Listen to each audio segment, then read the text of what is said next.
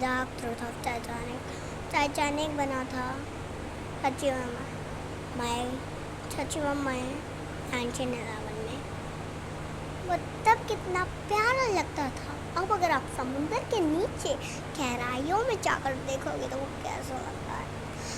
अब देखो, जैसे कि मैं एक बात बताना चाहती हूँ, जब टाइटैनिक 2 भी बनने वाला था, उसको 212 में बोला गया था कि हम बनाएंगे। उसको मेरे ख्याल से 216 तक बन जाना चाहिए था, लेकिन वो अभी 2023 तक भी नहीं बना। सो ये इसकी एक इंटरेस्टिंग बात है। और ये भी मैं बताना चाहती हूँ आपको बात कि जब वो बना था तो मतलब कि वो बोला गया था कि वो अनक्रिएबल है, मतलब डूब नहीं सकता। उसमें थी 2 लेयर्स, मतलब कि नॉर्मल वाले में होती है 1 लेयर। अब मैं किस लेयर की बात कर रही हूँ, तो जहाज की नीचे की लेयर होती है, उसको इसकी बात कर रही हूँ मैं। तो नॉर्मल जहाज में ज़्यादा से ज़्यादा 1 लेयर होती है और इस वाले जहाज में थी 2 लेयर्स।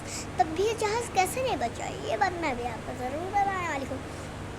तो वो अपनी पहली यात्रा के लिए निकला था न्यूयॉर्क के, और उसी में जाते समय वो हो गई यानी कि गई डूब। सो टाइटैनिक अपनी यात्रा पे निकला, और जो कंपनी थी जिसने उसको बनाया था, उसके मैनेजर ने आके पूरे मतलब कि पूरे एरिया में चिल्लाया था, जहाँ पे पब्लिक थी, लोग थे, वहाँ पे चिल्लाया था कि Titanic is a ship that can delete, मतलब कि ऐसा चिल्लाया था जैसे कि वो डूब ही नहीं सकती, ऐसा जहाज उसको बताया गया था। और वो डूब कैसे गया, अगर वो बच भी सकता था तो वो बचा क्यों नहीं। अगर उस टाइम एक आदमी की गलती ना होती तो आज वो जहाज ज़रूर, लोग जिंदा नहीं रहते या रहते मुझे नहीं पता, लेकिन जहाज ज़रूर रहता। अब सबसे पहली बात, जब उस बाय बाय बाय इतनी तेज़ भी मत चलाओ यार, बहुत तेज़ी से हवा चल रही है। एक काम करती हूँ, अब बनाती हूँ। तो तभी उसको इनक्रेडिबल जहाज़ बोला गया था, वो डूब नहीं सकता, ऐसा जहाज़ उसको कहा गया था। और उसके बाद फिर वो अपनी यात्रा पर निकला। उसमें एक लाइब्रेरी थी, 4 रेस्टोरेंट थे, बहुत सारे कंपार्टमेंट्स थे, पर्सनल रूम्स थे, और एक आदमी की टिकट 3rd क्लास की वैसे पता नहीं, वो बहुत महंगी टिकट्स थी, 1 लाख 1 बिलियन टिकट्स थी सीधा। तो सबसे पहले बात करते हैं मेन पॉइंट कि उसको बनाने में कितना खर्चा आया। उसको बनाने में उस टाइम पे खर्चा आया था 7.3 बिलियन, जो आज के टाइम पर है 400 बिलियन, और बहुत ज़्यादा होते हैं। तो कितने से ज़्यादा अब की यार बहुत हो चुका है। अब देखो तो क्या बोलते हैं, मैं आपको बहुत सारी बातें बताने वाली हूँ आज इस वीडियो में टाइटैनिक के बारे में, तो ज़रूर देखिएगा। टाइटैनिक जहाज अपनी यात्रा पर निकलता है, अब वो कैसे क्रैश होता है। सबसे पहले उसको बहुत दूर से सिग्नल्स आ जाते हैं कि आगे आइसबर्ग है, तो प्लीज़ थोड़ा सा आराम से चलो। तो 2-3 आइसबर्ग से वो बच जाता है, पर एक आइसबर्ग ने एक आइसबर्ग ने इतने बड़े जहाज, एक इतने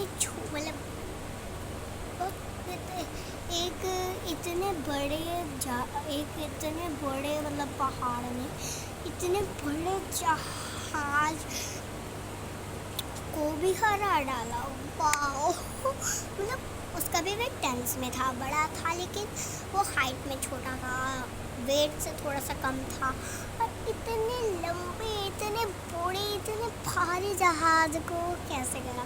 ये देखो, जब वो जा रहा था उसको बहुत सारी वार्निंग्स मिल गई कि प्लीज़ थोड़ा सा आराम से चलो, तो कुछ से बच गया। फिर जब जो खंबा नहीं होता जिस पे लोग बैठते हैं, नज़र डालते हैं कि सामने कोई खतरा तो नहीं, तो वो सीधा बताता है। तो एक लड़के को दिख जाता है खतरा, तो वो सीधा बताता है फ़ोन से, मतलब टेलीफोन से, वो सीधे खबर जाती है फिर ड्राइवर के पास। ड्राइवर से बोला गया था कि आप लोगों को लेफ़्ट मोड़ना है जिससे हम बच सकते हैं, पर उसने मोड़ दिया राइट।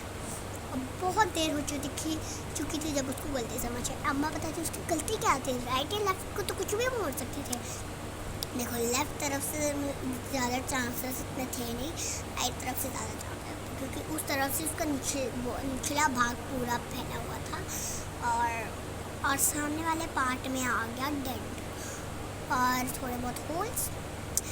अब किसी को कोई चिंता ही नहीं थी, जो मतलब कि जो यात्री थे उनको कोई चिंता ही नहीं थी। सोच रहे अरे यार हम तो पूरे दुनिया के सबसे अच्छे जहाज़ में बैठे हैं और कुछ उनमें से कुछ ही लोग बच पाए थे, ये भी आपको पता चल जाएगा।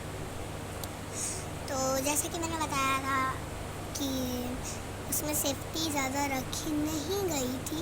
एक सेफ्टी ड्रिल था जिस दिन उसको निकलना था, मतलब जिस दिन वो न्यूयॉर्क के निकला उस दिन सेफ्टी ड्रिल था, पर कैप्टन ने उसको कैंसिल करवा दिया, नहीं तो बच जाते हो सारे लोग। और वो जहाज़, फिर जो जहाज़ था उसमें थे केवल 20 लाइफ बोट्स और यार उस जहाज़ में थे 2000 से भी ज़्यादा लोग,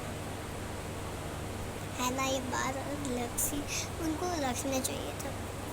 अब क्या करें, तो उन्होंने रेडियो मैसेज भेजा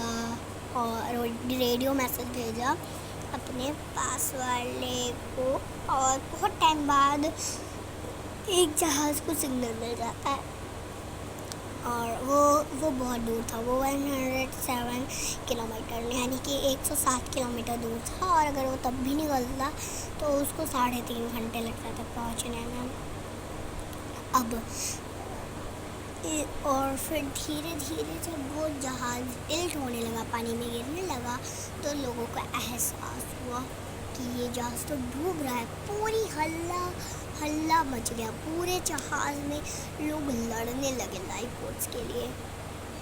लाइफ बोट्स उतरी, उसमें से केवल 700-800 लोग निकल पाए, यानी कि 700 और 800 लोग ही केवल उस बोट पे आ पाए, और जो बाकी के लोग थे अभी 1500 लोग बचे थे जहाज़ में, और वो सारे जहाज़ के साथ ही डूबे।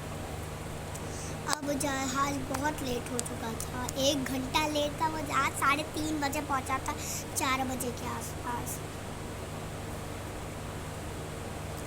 और जो लोग लाइफ बोट्स पे थे उसने उनको बचाया उस जहाज़ ने, और उसके बाद फिर क्या, अब मैं आपको, और वो जहाज़ तो टूट गया, टुकड़े टुकड़े होकर टूट गया वो और डूब गया दोस्तों में। और अब मैं आपको मिस्टेक्स बताती हूँ, किसकी क्या मिस्टेक थी, किसकी वजह से होगा। तो सबसे पहले कुछ लोग बोलेंगे मिस्टेक थी कैप्टन की, केवल एक बंदे की मिस्टेक नहीं थी। अगर मैं आपसे कहूँ कि एक 37 किलोमीटर पे ही एक जहाज़ था, और अगर मैं आपसे कहूँ तो आपको कैसे लगेगा, अरे सच में भाई सच था, 37 किलोमीटर पे एक जहाज़ था। उन्होंने सिग्नल दिया तो सिग्नल उनको मिला नहीं था। जब उन्होंने फायरवर्क्स किए थे उन्होंने ना, फायरवर्क्स तो उनको लगा कि यार वो पार्टी कर रहे होंगे, बहुत अमीर लोग जाते हैं उसमें, बहुत ज़्यादा महंगा जहाज़ है, तो उन्होंने नहीं पता चला। अब बोलोगे कि उस जहाज़ के कैप्टन की सबसे बड़ी गलती है, पर केवल एक आदमी की गलती नहीं हो सकती ना। अब देखो उन लोगों को भी जो जिस कॉम्पनी थी उसको ज़्यादा से लाइफ बोट्स रखने चाहिए थे, तो लोग बच जाते, बट नहीं। और अगर आपको ऐसे ही इंटरेस्टिंग वीडियोस चाहिए और बहुत सारी इंफॉर्मेशन चाहिए, कमेंट है ना उसी पे लिख दो। Bye bye.